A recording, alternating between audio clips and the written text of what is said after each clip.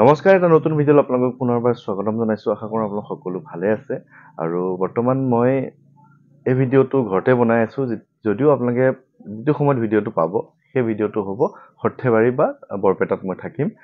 আৰু বৰপেটা সত্ৰ মই চাম অহাকালিলৈ মই বৰপেটা সত্ৰলৈ দিনৰ 11টামান বা 10-11টামান বজাত এবাৰ যাবলৈ, এবাৰ দৰ্শন কৰিবলৈ চেষ্টা কৰিম। ইমান দূৰৰ পৰা আহিছোঁ যেতিয়া বৰপেটাৰ মূল ঠাইখন যদি নাচাওঁ, তেনেহ'লেতো আৰু আধৰুৱা হৈ যাব যাত্ৰাটো।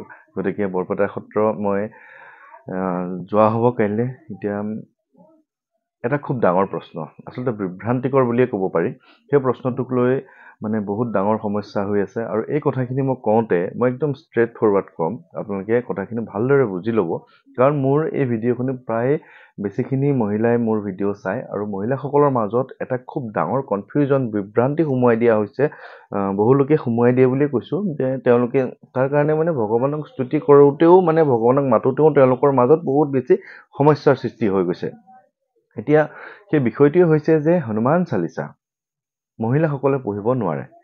মহিলাসকলে পঢ়িব নোৱাৰে, ছোৱালীসকলে পঢ়িব নোৱাৰে। কিছুমানে কয় যে ছোৱালী অৱস্থাত পঢ়িব পাৰে, বিয়া হোৱাৰ পিছত পঢ়িব নোৱাৰে। কিছুমানে কয় ছোৱালী অৱস্থাত পঢ়িব পাৰে, বিয়া হোৱাৰ পিছত নোৱাৰে। কিছুমানে কয় বিয়া হোৱাৰ পিছত পাৰে, ছোৱালী অৱস্থাত পঢ়িব নোৱাৰে। এনেকুৱা ধৰণৰ কথা এতিয়া কৈছে কোনে? কোনোবাইতো, মই যেনেকৈ ভিডিঅ' এটা বনাই আপোনালোকৰ আগত কথাখিনি কৈ থাকোঁ, ঠিক তেনেকৈ নোৱাৰে বুলিওতো কোনোবা এজনে কৈ আছে। এতিয়া মই যিজন মানুহে কয় যে হনুমান চালিচা মহিলাই পঢ়িব নোৱাৰে, তেখেতক মই যদি পোনপটীয়াকৈ প্ৰশ্ন কৰোঁ যে হনুমান চালিচাখন আপুনি লিখিছিল নেকি? যে আপুনি কাৰোবাক কৈছে যে মহিলাই পঢ়িব নোৱাৰে, ছোৱালীয়ে পঢ়িব নোৱাৰে। হনুমান চালিচাখন কোনে লিখিছিলে? হনুমান চালিচাখন লিখিছিলে, আপোনালোকে শুনি ল'ব, কথাখিনি একদম দৰকাৰী কথা, কাৰণ আপোনালোকৰ মনত বহুত কনফিউজন, আৰু এই কথাখিনিৰ পৰা আৰু চাগে কনফিউজন হ'ব নালাগে। হনুমান চালিচাখন লিখিছিলে তুলসী দাস, এজন বহুত বিদগ্ধ পণ্ডিত সন্যাসী আছিল। তেওঁ হনুমানজীৰ সাক্ষাৎ পোৱা বুলি কোৱা হয়। গতিকে তেওঁ হনুমান চালিচা লিখিছিল, তেওঁ বজৰংগ বাণ লিখিছিল, তেওঁ বিভিন্ন ধৰণৰ অৱধি ভাষাত তেনেকুৱা ধৰণৰ কথাবিলাক লিখিছিল, যাৰ দ্বাৰা তেওঁ তেতিয়াই ভাবিছিল যে 2025 চনত আমাক হনুমান চালিচাৰ প্ৰয়োজন হ'ব, বহুত প্ৰেত নাইকিয়া কৰিবলৈ, বেয়া বস্তু নাইকিয়া কৰিবৰ কাৰণে বজৰং বাণ নাইকিয়া হ'ব। এতিয়া তেওঁ কৈছিল নেকি কাৰোবাক যে এইখন মই পুৰুষখিনিৰ কাৰণে লিখিছোঁ, এইখন মই অমুকৰ কাৰণে লিখিছোঁ? কোনোবাই দেখাব পাৰিব নেকি যে তুলসী দাসে ক'ৰবাত লিখি থৈ গৈছে মহিলাই পঢ়িব নোৱাৰে বুলি? তুলসী দাসে লিখিছে হনুমান চালিচাত, অৱধি ভাষাতে লিখিছে যে যো য়ে পঢ়ে হনুমান চালিচা হৈয়ে সিদ্ধি সাক্ষী গৰিছা। তাৰ মানে হৈছে যো য়ে পঢ়ে, যোনে পঢ়িব হনুমান চালিচাখন যোনে পঢ়িব, হৈয়ে সিদ্ধি সাক্ষী গৰিছা, তেখেতৰ মনোকামনাখিনি সিদ্ধি হ'ব। সাক্ষী হিচাপে আছে গৰিছা, গৌৰীৰ ইষ্ট দেৱতা হৈছে শিৱ। সাক্ষী হিচাপে শিৱ ৰৈ আছে যে তুমি হনুমান চালিচা পঢ়া, সাক্ষী আছে শিৱ, তোমাৰ মনোকামনাখিনি সিদ্ধি হ'ব। তুলসী দাসে, আকৌ কৈছোঁ শুনক, তুলসী দাসে লিখিছে যো য়ে পঢ়ে, যোনে পঢ়িব হনুমান চালিচা। তুলসী দাসে কৈছে নেকি যে যোন পুৰুষে হনুমান চালিচা পঢ়িব, যোন মহিলাই হনুমান চালিচা নপঢ়ে, যোন শিশুৱে পঢ়িব, অমুক ধৰ্মৰ মানুহে হনুমান চালিচা পঢ়িলে সিদ্ধি হ'ব? তেওঁ নাই কোৱা। তেওঁ কৈছে যো য়ে পঢ়ে হনুমান চালিচা, যোনেই হনুমান চালিচা পঢ়িব। তাৰ মাজত পুৰুষ, মহিলা, শিশু, বৃদ্ধ, হিন্দু, মুছলিম, খ্ৰীষ্টান, যোনেই পঢ়ক, মানুহ আকাৰৰ যোনেই পঢ়িব পৰা যোনেই নহওক, হনুমান চালিচা যো য়ে পঢ়ে হনুমান চালিচা, তেখেতৰ মনোকামনাখিনি সিদ্ধি হ'ব। গতিকে এনেধৰণৰ কথা কিছুমান, বিভ্ৰান্তিৰ কথা কিছুমান আনিব নাপায় যে মহিলাই পঢ়িব নাপায়। মহিলাসকল কি অস্পৃশ্য নেকি? যি মহিলাসকলৰ দ্বাৰা আমি পৃথিৱীখন দেখিছোঁ, যি মহিলাৰ দ্বাৰা আমি জন্ম হৈছোঁ, যি মহিলাই আমাক ইমানখিনি দিছে, তেওঁ নিজৰ মনোকামনা সিদ্ধিৰ কাৰণে হনুমান চালিচাখন কিয় পঢ়িব নোৱাৰে?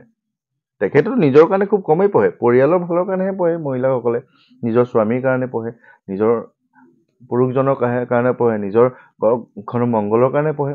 তেওঁ কিয় পঢ়িব নোৱাৰিব? কোনোবাই যুক্তি দি ক'ব পাৰিব নেকি যে মহিলাসকলে এই কাৰণে হনুমান চালিচা পঢ়িব নোৱাৰে? তুলসী দাসে লিখি থৈ গৈছিল।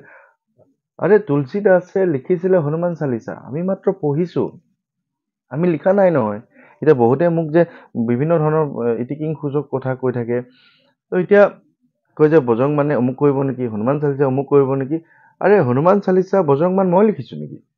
হনুমান চালিচা, বজৰং বাণত আপোনাৰ জীৱনৰ সকলো ধৰণৰ সমস্যা সমাধানৰ বাটটো দেখাই দিয়া হৈছে। আপুনি পঢ়ক, নোৱাৰিলে মই গৈ হনুমান চালিচা বজৰং বান পঢ়ি দিছো। বজৰং বানখন ইমানেই শক্তিশালী, তেওঁ তেতিয়াই জানিছিল যে 2024 চনতো এই ক'লা যাদু, বেয়া তন্ত্ৰ মন্ত্ৰ, যিখিনি বেয়াই মানুহক ক্ষতি কৰিব পাৰিব, তাৰ কাৰণে তুলসীদাসে তেতিয়াই বজৰং বান লিখিছে, যাতে বহুত পেট পিশাচ নিশাচৰ কাল বেতাল যিমান যি শ্মশানত বেয়া বস্তু থাকে সেইখিনি বস্তু ধ্বংস হৈ যাব হনুমানৰ বজৰংগ বানখন পঢ়িলে। গতিকে এনেধৰণৰ বিভ্ৰান্তিকৰণৰ কথাবিলাক নানিব। কোনোবাই যদি মোৰ আগত কয় যে হয় মহিলাসকলে এইটো কাৰণে পঢ়িব নালাগে, তুলসীদাসে কৈ গৈছে, তেনেহ'লে মই ইমান পণ্ডিত নহয়, মই ইমান নাজানো, কিন্তু যিমানখিনি জ্ঞান মই পাইছো, যিমানখিনি মই নিজৰ ফালৰ পৰা মই অধ্যয়ন কৰিছো, মই এটা কথাই জানো, ইয়ে পঢ়ে মানে যোনে হনুমান চালিচা পঢ়িব। তাত কোনো শিশু বৃদ্ধ কোৱা নাই। এতিয়া মুছলমান লোকসকলে, মহিলাসকলে হনুমান চালিচা পঢ়ে নাই মই জানো নহয়, মোকতো কণ্টেক্ট কৰি থাকে ন বহুতে। গতিকে তেনেধৰণৰ বিভ্ৰান্তিকৰ প্ৰশ্ন আহিবও নালাগে, বিভ্ৰান্তিকৰ উত্তৰো মানুহক দিব নালাগে যে আপুনি নপঢ়িব, মহিলাই নপঢ়িব, বিয়া হোৱাৰ পিছত নপঢ়িব। বিয়া হোৱাৰ পিছত কিয় নপঢ়িব? বিয়া হোৱাৰ আগত যদি হনুমানটিক তেখেতে নিজৰ দাদা বুলি মানি লৈছে, নিজৰ ভাতৃ বুলি মানি লৈছে, নিজৰ দেউতা বুলি মানি লৈছে, তেওঁ বিয়া হোৱাৰ পিছত কিয় হনুমান চালিচা নিজৰ স্বামীৰ সুখৰ কাৰণে পঢ়িব নোৱাৰিব, ভাল কৰ্ম সংস্থাপনৰ কাৰণে? গতিকে হনুমান চালিচা সকলোৱে পঢ়িব পাৰে, মহিলাই পঢ়িব নোৱাৰে বুলি এনেধৰণৰ কোনো কথা নাই, মনলৈ নানিব। কোনোবাই ক'লে ক'ব হয় যে তেজপুৰৰ অমুক ল'ৰা এটা আছে, সেই ল'ৰাজনে কৈছে, অমুক যুৱকজনে কৈছে মহিলাসকলে পঢ়িব পাৰে। এতিয়া মোৰ এই ভিডিঅ'টোত কমেণ্ট কৰা প্ৰায় সকল লোকেই হৈছে মহিলা। তো তেওঁলোকে হনুমান চালিচা পঢ়িছে, তেওঁলোকে ফল পাইছে, ফল পাই মোক কমেণ্ট যোগে জনায়। কথাটো বুজি ল'ব যে হনুমান চালিচাখন মহিলাসকলে পঢ়ি আছে, ঘৰখনৰ কাৰণে, তেওঁলোকৰ নিজৰ কাৰণে, চবৰ কাৰণে পঢ়ি আছে, নিজৰ ল'ৰা ছোৱালীৰ কাৰণে, আৰু তেনেকে ফল পাইছে। আৰু ফল পাই মোৰ কমেণ্টবিলাকত লিখি দিয়ে, মই অমুক অমুক পাইছো, মই অমুক অমুক পাইছো, মোৰ ভাল হৈছে। গতিকে সেইগৰাকী মহিলাই যদি পঢ়িব পাৰে, না আপুনি কিয় পঢ়িব নোৱাৰে কাৰোবাৰ কথা শুনি? এতিয়া হনুমান মন্দিৰত যিমানসকল মহিলাৰ ভিৰ হ'বলৈ লৈছে এই প্ৰচাৰবিলাক অসমত হোৱাৰ পৰা, পুৰোহিতসকলে চাগে মোক মানে মনে মনে বেয়াই পায় যে তেওঁলোকে ভক্তৰ ভিৰটো বাঢ়ি গৈছে অসমত। কিন্তু সেন্দুৰ নিয়া কথাটো কওঁতে অসমৰ বিভিন্ন প্ৰান্তৰ পৰা মোলৈ ফোন আহিছে যে মন্দিৰসমূহত ইমান ভিৰ নাছিলে, এই মংগলবাৰে ইমান ভিৰ হৈছে, সকলোকে কেৱল সেন্দুৰ লাগে, আপোনাৰ কথাটোৰ কাৰণে ভিৰ হৈছে। গতিকে ভালো লাগিছে যে সকলোৱে মানিছে, কিন্তু পুৰোহিতসকলৰ অকণ কষ্ট হৈছে যিসকল মন্দিৰত থাকে। গতিকে একো নহয়, কিবা এটা ভাল পথ দেখাই দিছো, সেই ৰাস্তাটো তিনি যাওক। এতিয়া আছো সৰ্থেবাৰীত, সৰ্থেবাৰীৰ পৰা বঙাইগাঁও যোৱাটো কিমান দূৰ হয়নে নহয় নাজানো, আৰু বিহু পালেহি। এতিয়া সকলোকে মাঘৰ বিহুৰ শুভেচ্ছাও জনালো। সকলোৱে বিহুটো উলহ মালহেৰে পালন কৰক। আমাৰ আৰু বিহু খেলি মেলি হ'ব, সোমবাৰ মংগলবাৰ একো নাখাওঁৱেই, গতিকে এইবাৰ বিহুটো তেনেধৰণে যাব। সকলোকে পুনৰবাৰ মাঘৰ বিহুৰ শুভেচ্ছা জনাইছো। আৰু এই কথাখিনি অকণমান আৱেগ নহয়, আচলতে মই ষ্ট্ৰেইট ফৰৱাৰ্ড কৈছো।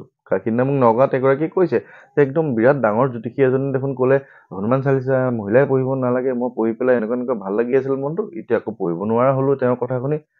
মই যে তেনেকুৱা ধৰণৰ কথা নাই, যোনেই নকওক, তেনেকুৱা কোনো যুক্তি নাই।